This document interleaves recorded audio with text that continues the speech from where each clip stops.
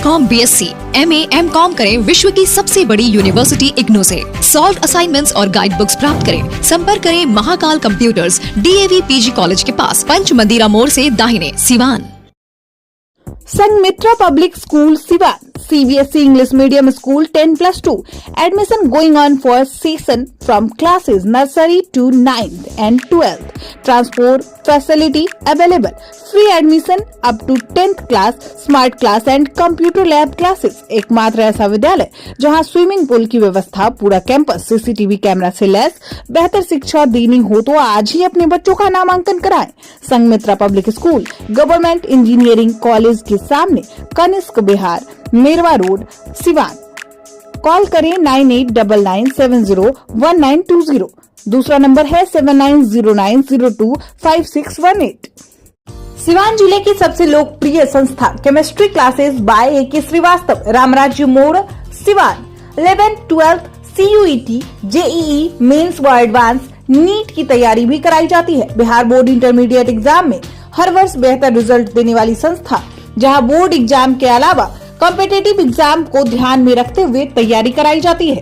Call करें 8294695907। Shining star public school Siwan छात्रों के लिए स्मार्ट क्लासेस, डिजिटल बोर्ड के साथ अनुभवी शिक्षकों के द्वारा सर्वोत्तम शिक्षा, ट्रांसपोर्ट फैसिलिटी, बच्चों को अंग्रेजी बोलने और समझने का अवसर, खेलकूद के साथ छात्रों के शारीरिक मानसिक विकास पर भी विशेष ध्यान, समय समय पर संगीत, कला, नृत्य एवं सांस्कृतिक गतिविधियां। अपने बच्चों का सुनहरा भविष्य बनाना चाहते हैं तो नामांकन कराएं shining star public school, smile शहीद रोड, पानी टंकी के पास, सिवान। कॉल करें 8406000895। वहीं दूसरा नंबर है 8406000897। हम तो एक सामाजिक कार्य में आए थे, तो एक सामाजिक कार्यक्रम में हम दोनों आए हैं, तो आपसे अनौपचारिक ही बात होगी। प्रश्न है, आज प्रधानमंत्री जी बिहार आ रहे हैं और जो ऑपरेशन सिंदूर हुआ है उस संबंध में अगर कुछ प्रश्न है तो उसका जवाब। जैसे चुनावी साल है, बिहार में इस साल चुनाव है, उसको लेकर के लगातार जो दौरे हो रहे हैं प्रधानमंत्री के, उस पर जो प्रशांत किशोर है उनका भी कटाक्ष है ये कि वो बिहार दौरे पर तो जरूर आ रहे हैं, लेकिन जो घोषणा कर रहे हैं वो कब तक बिहार की जनता को मिलेगा? देखिए, मैं कौन क्या कह रहा है ये महत्वपूर्ण नहीं है। देश प्रधानमंत्री नरेंद्र मोदी जी के नेतृत्व में जो विकास की नए पैमाने को चूम रहा है वह पूरी दुनिया को दिखाई पड़ रहा है। अगर बिहार में किसी नेता को दिखाई नहीं पड़ रहा है तो इसके लिए दोष उनका है। अभी भारत 5वें से दुनिया की चौथी बड़ी अर्थव्यवस्था हो गई है। जापान को हमने विस्थापित कर दिया है। यह कोई सामान्य बात नहीं है। प्रधानमंत्री जी ने कहा था कि तीसरी अर्थव्यवस्था बनाएंगे 5 साल में। मुझे लगता है कि जिस गति से चतुर्दिक विकास का कार्यक्रम चल रहा है, जिस मिशन के साथ, भारत जल्दी दुनिया के विकसित देशों में से पहले 3 देशों में आ जाएगा। और बिहार के पिछड़ेपन का कारण हम सब जानते हैं और प्रधानमंत्री जी की प्राथमिकता में बिहार है। बिहार के पास जो मानव संसाधन है, जो कृषि योग्य भूमि है, जिस प्रकार की प्रतिभाएं यहाँ हैं, संघ लोक सेवा आयोग से लेकर IIT मेडिकल होते हुए दुनिया के देशों में बिहार की प्रतिभाएं हर जगह है। और चंद्रगुप्त चाणक्य की भूमि पिछड़े राज्यों में आए, यह भारतीय जनता पार्टी को स्वीकार्य नहीं है। इससे प्रधानमंत्री जी की प्राथमिकता बिहार को देश के सबसे प्रगतिशील राज्य बनाने की है। इसीलिए उनका बिहार का दौरा महत्वपूर्ण हो जाता है।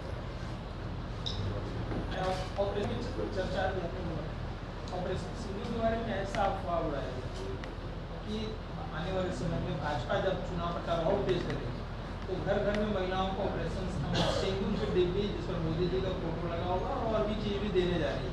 क्या ऐसा प्लान है? देखिए, एक बात तो साफ जाहिर हो गया है कि मुगल काल के बाद पहली बार इस देश में सिंदूर के ऊपर एक विमर्श शुरू हुआ है। सिंदूर का क्या महत्व है। सिंदूर सिर्फ सांकेतिक चीज़ नहीं है, यह हमारी अस्मिता का चीज़ है। और इस पर जो प्रहार हुआ है तो भारतीय जनता पार्टी उस प्रहार को स्वीकार करने के लिए तैयार नहीं है। हम सिंदूर के महत्व को दुनिया को समझा रहे हैं और मुझे तो लगता है कि ये सिंदूर का संदेश दुनिया भर की महिलाओं तक पहुंचेगा। नहीं, सबसे क्या उस बड़ी पर मोदी जी का फोटो लगा है उस डब्बे पर, ये ही जानना है। देखिए, ये र्यूमर क्या उड़ाया जाता है, विपक्ष के पास अभी कोई चीज़ बचा नहीं है। विपक्ष मन से चाहता था कि भारत पराजित हो जाए, क्योंकि उस पराजय में नरेंद्र मोदी जी का पराजय देखना चाह रहा था। तो इसीलिए प्रधानमंत्री जी ने एक बार कहा था कि हमारा विरोध करते करते आप देश का विरोध करना नहीं शुरू कर दीजिए। 1971 के वार में, 1965 के वार में, 1999 के वार में, 1948 के वार में और 1962 के वार में विपक्ष के सामने सत्ता पक्ष नहीं था, विपक्ष के सामने देश था। कुछ समय ऐसा होता है जब हम स्वार्थ की राजनीति को भूल जाते हैं, लेकिन भारत का विपक्ष जो राहुल गांधी जिसका नेतृत्व कर रहे हैं, वह अपने स्वार्थ के सीमा से बाहर नहीं आ रहा है। जैसे पानी से मछली बाहर आकर दम तोड़ने लगती है, राहुल गांधी सत्ता से बाहर रहकर कांग्रेस पार्टी दम तोड़ने की स्थिति में है। तो बचने के लिए राहुल गांधी कुछ भी करने को तैयार हैं। राहुल गांधी से मेरा एक सवाल है, चीन के ऊपर बार बार सवाल उठ रहा है और वो सही सवाल उठ रहा है कि चीन पाकिस्तान के साथ खड़ा हो गया। कांग्रेस पार्टी और कम्युनिस्ट पार्टी ऑफ चाइना के बीच में एक समझौता हुआ था आज से 10 साल पहले, और उस समझौते की पहल राहुल गांधी ने की थी। समझौते पर दस्तखत बीजिंग जाकर की गई थी। आज इस जंक्चर पर, इस क्रिटिकल जंक्चर पे, जब देश इस मुहिम पर खड़ा है कि हम ऑपरेशन सिंदूर को आगे ले जाएंगे और चीन पाकिस्तान के पीछे खड़ा है, Congress party communist party of China से अपने संबंध को क्यों नहीं तोड़ रही है। यह देशद्रोह नहीं है, देश के साथ धोखा नहीं है, तो और क्या है। उनके नाना ने देश का 48,000 वर्ग किलोमीटर ज़मीन खो दिया था। हमारे सैकड़ों सैनिक अस्त्र नहीं होने के कारण शहीद हुए थे और उनके नाती अब चीनी कम्युनिस्ट पार्टी की गोद में बैठे हुए हैं। कांग्रेस पार्टी को चीन की कम्युनिस्ट पार्टी से क्या वित्तीय मदद मिलती है? राजीव गांधी फाउंडेशन को क्या कोई लाभ मिला था? या चीन की कम्युनिस्ट पार्टी कांग्रेस पार्टी को किसी रूप में दबाव में रखे हुए है? नहीं तो समझौता टूट जाता। अगर उनमें हिम्मत है, देशभक्ति है, तो समझौता तोड़ दें। सबसे बड़ी सवाल है कि जब से ऑपरेशन सिंदूर की चल रही है, सीज फायर के बाद से कई हमले हुए, बिहार के कई जवान शहीद हुए। उसमें विपक्ष का ये है कि जब इंडिया जीत रहा था, जब लड़ाई चल रही थी, तो आखिर क्या नौबत आ गई कि अमेरिका के आगे झुकना पड़ा और इसको युद्ध को बंद करना पड़ा। सीज फायर के उल्लंघन सामने से पाकिस्तान ने किया। बिहार के यहाँ छपरा के जवान शहीद हुए, सीवान के शहीद हुए, तो आखिर वापस क्यों लेना पड़ा? ऑपरेशन सिंदूर जारी है और ये जारी तब तक रहेगा जब अखंड भारत नहीं बनेगा। मैं आपको कहता हूँ कि प्रधानमंत्री नरेंद्र मोदी जी अखंड भारत के जनक साबित होंगे। पाकिस्तान न सिर्फ टुकड़ों में बटेगा, पाकिस्तान की स्थिति ऐसी हो गई है, आज जल विहीन है और पाकिस्तान आज IMF के सामने भीख मांग रहा है। 28वीं बार पाकिस्तान इंटरनेशनल मॉनेटरी फंड से कर्ज ले चुका है। इसलिए विपक्ष आज वह भाषा बोल रही है जो भाषा पाकिस्तान की अवामी लीग बोल रहा है। सवाल है कि जब आखिर फिर सीज फायर के बाद हमारे यहाँ सेना की मौत कब तक? यह रणनीति नहीं। देखिए, 1999 में हमारे सैनिकों ने शहादत दी, युद्ध का नौबत था और उस शहादत को पूरा देश सैल्यूट करता है। जब तक सूरज चांद रहेगा हमारे शहीदों का नाम रहेगा। लेकिन एक बात आप निश्चित है कि ऑपरेशन सिंदूर रुका नहीं है और अखंड भारत तक नहीं रुकेगा।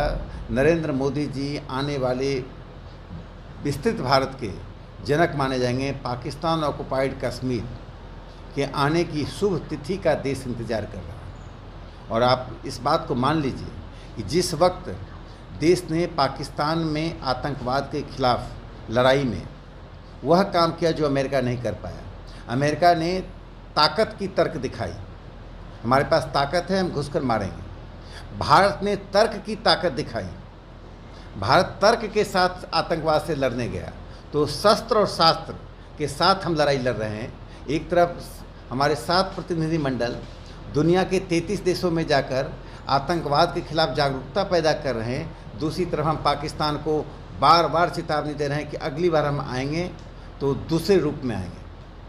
और प्रधानमंत्री जी ने जो ये संदेश दुनिया को दिया है कि न्यूक्लियर ब्लैकमेल नहीं चलेगा।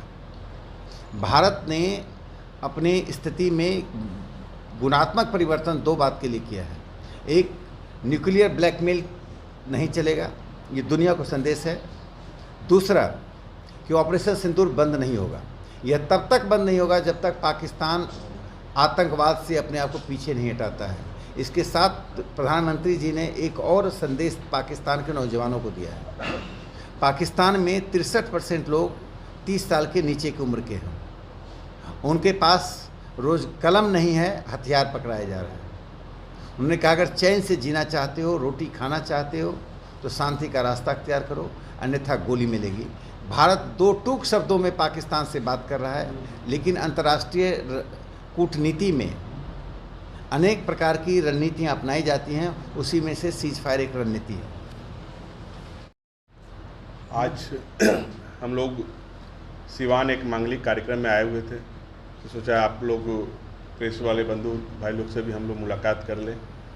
और आज सिवान के इस पावन धरती के माध्यम से आज हमारे देश के प्रधानमंत्री जी पाटलिपुत्रा के पावन धरती पे आ रहे हैं। हम लोग यहाँ के बाद उन्हीं के स्वागत में जाएंगे।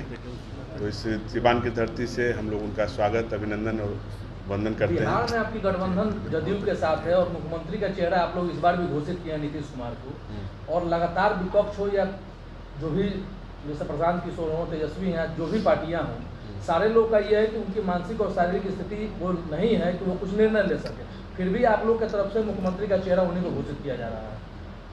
लगभग 18 साल से नीतीश जी बिहार के प्रधानमंत्री, ये चीफ मिनिस्टर हैं और हमारा गठबंधन उनके साथ है। हमारे जब शीर्ष नेतृत्व ने कह दिया कि उनके नेतृत्व में चुनाव लड़ेंगे, प्रशांत जी बोलते हैं उनकी मानसिक और स्थिति ठीक नहीं है, तो ना प्रशांत किशोर जी डॉक्टर हैं और ना तेजस्वी जी डॉक्टर हैं। ये लोग उसी जेडीयू से निकले, प्रशांत जी हो, आज तेजस्वी जी, हम लोग जेडीयू हमारे गठबंधन की कुछ गलतियों की वजह से आज 2 बार डिप्टी सीएम बन लिए, नहीं तो 9वीं पास को कौन पूछने जा रहा है ये अच्छी तरह जानते हैं। और बिहार, आज से मैं सिवान 2005 के पहले भी आया था। सिवान की यह स्थिति क्या थी ये आप लोग से कुछ छुपा हुआ नहीं है। और नीतीश जी के नेतृत्व में और जब से भारतीय जनता पार्टी ने के सहयोग से आज बिहार जो है तरक्की की राह पे है। और अगर ये विपक्ष को नहीं दिखाई देता है, प्रशांत किशोर जी आज से 5 साल पहले 2 साल पहले कहाँ थे, उनसे पूछिए जाके। जब इतने ही बुरे थे नीतीश जी तो उनके साथ क्यों थे? आरजेडी और जेडीयू का गठबंधन किन्होंने करवाया था? वही प्रशांत जी उसके सूत्रधार थे। तो प्रशांत जी स्ट्रेटजी मेकर हो सकते हैं, रूम में स्ट्रेटजी बनाना और उसको धरातल पे इम्प्लीमेंट करना दोनों दो चीज़ है। बिहार नरेंद्र मोदी जी के आशीर्वाद से जिस तरह भारत भाई, जैसे माननीय राकेश सिन्हा जी ने कहा कि हम लोग मात्र जो है ये यूएसए, चाइना और जर्मनी के बाद चौथी विश्व की सबसे बड़ी अर्थव्यवस्था है, उसी तरह बिहार आपने 60 साल 50 साल आपने कांग्रेस और आरजेडी ने यहाँ शासन किया। वहाँ बिहार की स्थिति क्या थी किसी से छुपा हुआ नहीं है। इसी सिवान में 4 बजे के बाद लोग जाते नहीं थे और इतना पत्रकार बंधु हम लोग सीना ठोक के यहाँ पे बैठे हुए बात कर रहे हैं। सड़क की क्या स्थिति थी किसी से छुपी नहीं है। यहाँ पुलिस को, एसपी को तक को पीट दिया जाता था, एसपी को छोड़ना पड़ता था, अपना आवास को जाना पड़ता था। तो अगर ये सुशासन नहीं दिखती है, बिहार में 2-2 एम्स नहीं दिखता है, बिहार में अगर 2-2 3-3 4-4 एयरपोर्ट नहीं दिखता है, बिहार में सारे जो जितना इंफ्रास्ट्रक्चर जितना हॉस्पिटल में बना है, जो कहीं पहले गौशाला हुआ करता था हॉस्पिटल और स्कूल में, अगर वो नहीं दिखता है तो अब प्रशांत जी डॉक्टर तो है नहीं कि आप किसी को बंद कमरे में प्रेस में आके किसी की मानसिक स्थिति और शारीरिक स्थिति को आप कह दें कि खराब है। नीतीश जी पूरी तरह स्वस्थ हैं और उनके नेतृत्व में, हमारे नेतृत्व, हम लोग भारतीय जनता पार्टी के सारे कार्यकर्ता अपने नेतृत्व। अपराध का जिक्र किया, हाँ, अगर अपराध की बात की जाए तो बिहार में भी चरम पर अपराध है। हर दिन हत्याएं हो रही हैं, हर दिन कुछ ना कुछ घटनाएं वैसी हो रही हैं अपराध की, फिर भी प्रशासनिक जो अख्तियार होनी चाहिए, प्रशासनिक कार्रवाई उस तरीके की नहीं हो रही। नहीं, ऐसा नहीं है। जब भी अपराधी अपराध करते हैं तो वो जेल जाते हैं, चाहे किसी भी पार्टी के हों। हम लोग का जो सरकार का जो कमिटमेंट है कि ना किसी को बचाएंगे ना किसी को छुड़ाएंगे, और जो अपराध करते हैं चाहे किसी भी दल के हो, वो आप देखिए, आपको या तो बेउर में मिलेंगे या तो भागलपुर सेंट्रल जेल में मिलेंगे। अपराध और अपराधियों के साथ हमारी सरकार और एनडीए सरकार, हम लोग सुशासन के लिए जाने जाते हैं। घटना हो जाती है, लेकिन घटना के बाद अगर कार्रवाई नहीं होती तब आप लोग बोल सकते हैं सरकार दोषी है, और घटना होने के बाद हमारी सरकार पूरी तरह से अपराधियों पर कार्रवाई करती है। और लास्ट में, आखिर में मैं आपको बता दूं, 2025 में पुनः जो है भारतीय जनता पार्टी के समर्थन से बिहार में बीजेपी और एनडीए की सरकार बनने जा रही है। प्रशांत जी क्या कहते हैं और तेजस्वी जी क्या कहते हैं? तेजस्वी जी तो अपना 2010 में जो स्थिति हुई थी आरजेडी की, उनको अब पटना गोरखपुर जाने की जरूरत नहीं। आपके शहर सिवान के कान्हा हॉस्पिटल में आ गए हैं दिल्ली के मशहूर शिशु रोग विशेषज्ञ डॉक्टर अरुण कुमार सिंह। अत्याधुनिक वेंटिलेटर की सुविधा के साथ अति गंभीर एवं मिर्गी की पूर्ण इलाज। डॉक्टर अरुण कुमार सिंह, कान्हा हॉस्पिटल, पकड़ी मोड़, सिटी कार्ट मॉल से सटे उत्तर डॉक्टर विक्रम सिंह चौहान के पास, गौशाला रोड, सिवान। कॉल करें 9693134667। आप शेयर मार्केट में कमाना चाहते हैं लाखों रुपए, तो आज ही ज्वाइन करें पाटलिपुत्रा ट्रेडिंग एकेडमी और सीखिए एक अनुभवी NISF सर्टिफाइड मेंटर से। पता है पाटलिपुत्रा ट्रेडिंग एकेडमी, सिसवन ढाला के पास, श्री साई स्वीट्स के ऊपर, सिवान। अधिक जानकारी के लिए संपर्क करें Siwan branch 9199500779, Patna branch 9523630696। RS James and jewellers, जहां आपके लिए हॉलमार्क जेवर एक से बढ़कर एक डिजाइनों में उपलब्ध हैं। वहीं लेनी हो गोल्ड, डायमंड या चांदी के जेवर, तो आज ही चलें सिर्फ और सिर्फ RS जेम्स एंड ज्वेलर्स। सबसे विश्वसनीय shop, Lal palace, station road, Siwan. Mobile number 9572658649 और 7979869474। एम्स नई दिल्ली व सफदरजंग नई दिल्ली के सीनियर डॉक्टर अब आपके शहर सिवान में। डॉक्टर उमेश, नवजात एवं शिशु रोग विशेषज्ञ, चिकित्सा पदाधिकारी, सदर हॉस्पिटल, सिवान। डॉक्टर उमेश जो आपके बच्चों का कर रहे कुशल व बेहतरीन इलाज। सुशीला देवी हॉस्पिटल, डॉक्टर उर्मिला अखौरी के सामने, hospital road, Siwan. Mobile number 9199720654 और 7250722154।